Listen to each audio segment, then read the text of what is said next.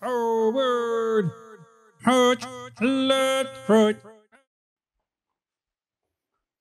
There's so many people that get out of the Marine Corps and they learn so many skills throughout their whole entire time when they were in the service, whether it's something dealing with mechanical, how to work on weapons, how to take weapons apart for like the armor, and people like that. And then the other day, I was starting to think, what did I learn from my job in the Marine Corps that's going to be beneficial for me now that I'm no longer in the Marine Corps?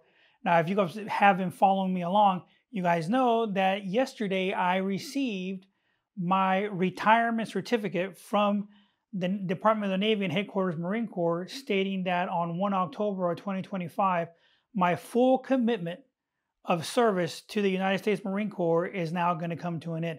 So therefore, now I am no longer going to be part of the Fleet Marine Force as far as the retirement list goes. So I'm no longer going to be on there. So there's no way that they're going to be able to go ahead and pull me from there in the event of an emergency or anything like that. I mean, anything could happen. I'm pretty sure there is that can happen. That maybe something big and tremendous happens that they might need other individuals to come back in. But we'll see. We'll see what that brings on into the future. But then, once I retired from active duty service, and this was back in 2015, so 10 years ago that I've already been fully retired. And in those 10 years, man, I've lost my way of how my life was when I was on active duty in the Marine Corps. And what I mean by that is that my physical fitness has gone to shit. Haven't really done anything as far as, staying in shape, running the way that I used to do when I was on active duty in the Marine Corps. That went out the window. I did go to school, finish my school and everything else, and I got my associates and my bachelor's of arts in photography and lighting techniques in photography.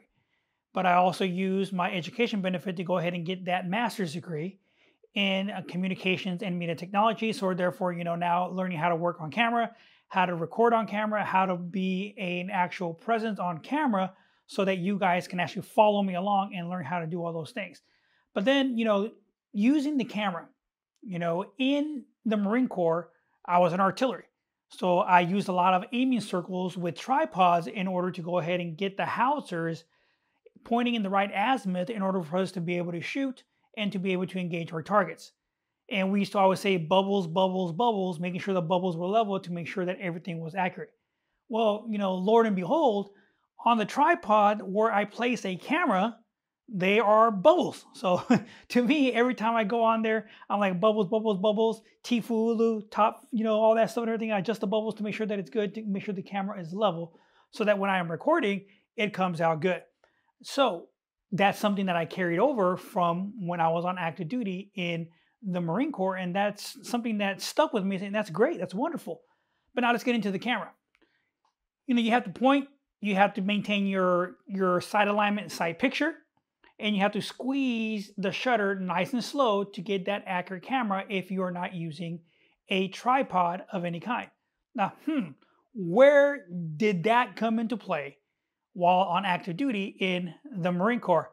Hello, the shooting range, how to shoot a weapon, the fundamentals of Marine Corps riflemen, how to do all that stuff, slow, steady, trigger squeeze.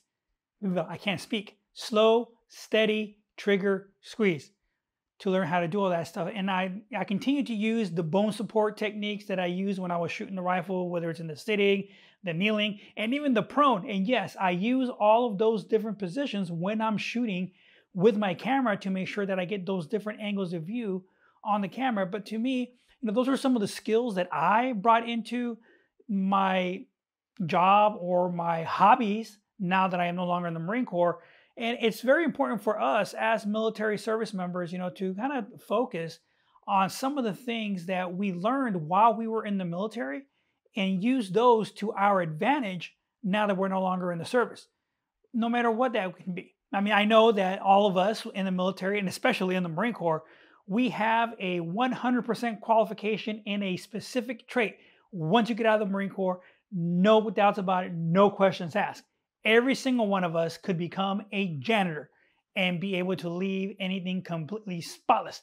And speaking of janitor, today is Thursday, so it's field day all across the Marine Corps. So, hopefully all of you are getting your rooms done, completed, and get a good inspection tomorrow morning so you guys can go ahead and hopefully get secured a little bit early. Because I know that was my thing when I was still on active duty. I made sure that the Marines all passed their rooms, and if they didn't pass, hell, guess what?